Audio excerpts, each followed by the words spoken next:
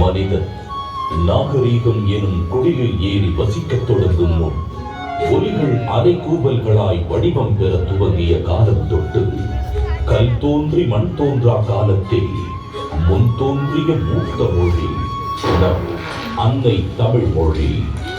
காலமெல்லாம் கடந்து நிற்கும் நம் தமிழ் மொழி உலகில் மிக பழமையான மொழி என்று கருதப்படுகிறது.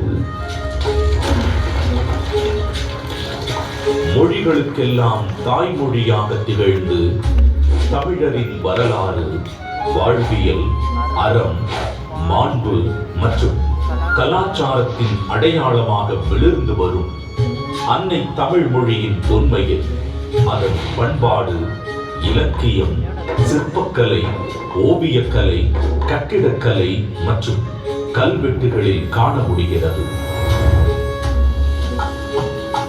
3 பிரிவுகள், 133 அதிகாரங்கள், மொத்தம் 1330 குறள்களில் இப்பாரினை அளந்து இவ்வுலகிற்கு இன்றியமையாத பொதுமறையை இயற்றி தந்த தமிழ் தாயின் தலைமகன், வையத்துள் வாழ்வாங்கு வாழ்ந்த தெய்வ புலவர் திருமகனார் திருவள்ளுவர்.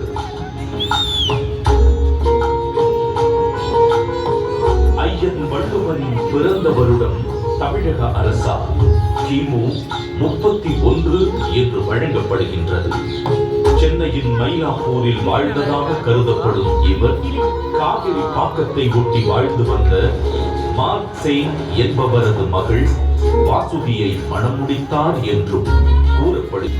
தன்னை பற்றிய குறிப்புகள் மிகவே கிடைக்கப் பெற்றுள்ள போதிலும் தன் சொற்களால் தமிழ் கடத்தி சாதி மத வேதங்களை களைந்து மனிதத்தை உயர்த்தி பிடித்தவர் வள்ளுவர் திருமகனார்.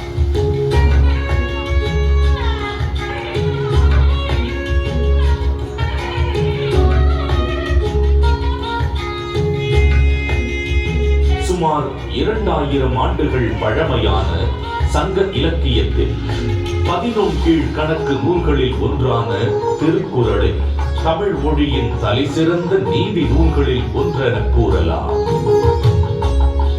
1.5 அடியில் 7 சொற்களில் மட்டுமே கொண்டு எழுதப்பட்டு ரத்தின சுருக்கமாக, அதே நேரத்தில் மிக ஆழமான கருத்துக்களை வெளிப்படுத்தும் நூலாக, மிகச்சிறிய வார்த்தைகளில் மிகப்பெரிய தத்துவங்களை அடக்கியுள்ள நூலாக இருக்கும் திருக்குறள் இன்றும் அது வகுத்தளிக்கும் நெறிமுறைகளுக்காகவும் அது வழங்கக்கூடிய பகுத்தறிவிற்காகவும் தமிழர்கள் மட்டுமல்லாது பல்வேறு மக்களாலும் விரும்பி போற்றப்படுகிறது.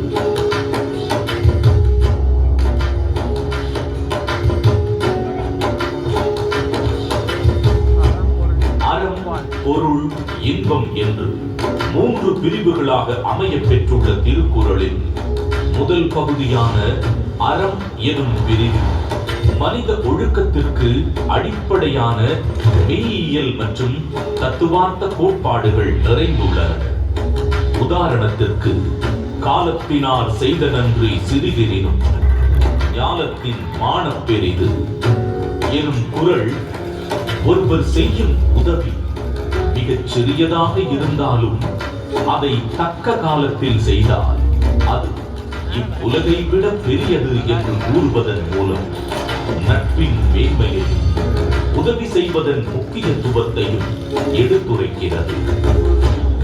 அடுத்த பிரிவான பொருட்பாலில் வாழ்வுக்கு தேவையான பொருளீட்டுதல், சுய மற்றும் சமூக முன்னேற்றத்திற்கான குரல்கள் இடம்பெற்றுள்ளன.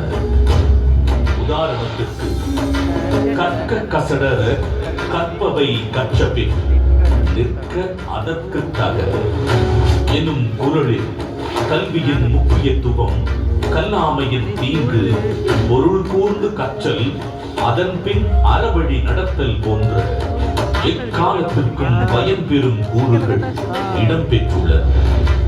மூன்றாம் பிரிவான இன்பத்து பாலில் இல்வாழ்க்கைக்கு தேவையான அகக்கூறுகள் இடம்பெற்றுள்ளன.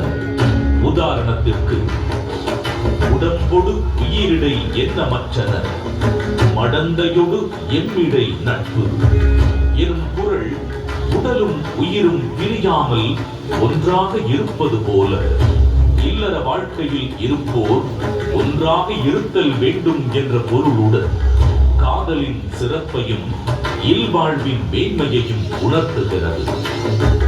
ஏறத்தாழ 60க்கும் மேலான உலகின் பல்வேறு மொழிகளுக்கு மொழிபெயர்க்கப்பட்ட திருக்குறள் உலகெங்கும் அதிக அளவில் மொழிபெயர்க்கப்பட்ட சமயம் சாரா நூல்களில் ஒன்றாக திகழ்கிறது.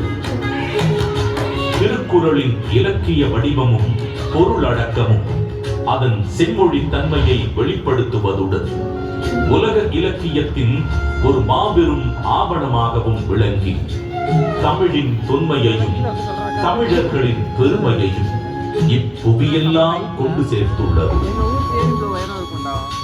வள்ளுவருக்கும் அவருடைய குரலுக்கும் பெருமை சேர்க்கும் வண்ணம் அன்றைய தமிழகத்தின் முதலமைச்சராக இருந்த முத்தமிழறிஞர் டாக்டர் கலைஞர் மு. கருணாநிதி அவர்கள் திருக்குறளுக்கு உரை எழுதியது மட்டுமல்லாமல் பேருந்துகளில் திருக்குறள், பள்ளி பாடங்களில் திருக்குறள், திருக்குறள் கவியரங்கம், திருக்குறள் ஆய்வு என எளிய மனிதருக்கும் வள்ளுவரை கொண்டு சேர்த்தார். அவரது புகழை நிலைநாட்டும் விதமாக 1975 தொடங்கி பல இன்னல்களுக்கு பின்னர் 2000ஆம் ஆண்டு குமரி முனையில் 133 அடி உயரமுள்ள திருவள்ளுவர் கற்சிலையை திறந்து வைத்தார். இதைத் தொடர்ந்து குமரியில் உள்ள திருவள்ளுவர் சிலையின் வெள்ளி விழாவை முன்னிட்டு விவேகானந்தர் பாறை, வள்ளுவர் சிலை இவ்விரண்டையும் இணைக்கும் விதம் சுமார் 250 அடி நீளமுள்ள கண்ணாடி பாலம் தமிழக முதல்வர் மு. க.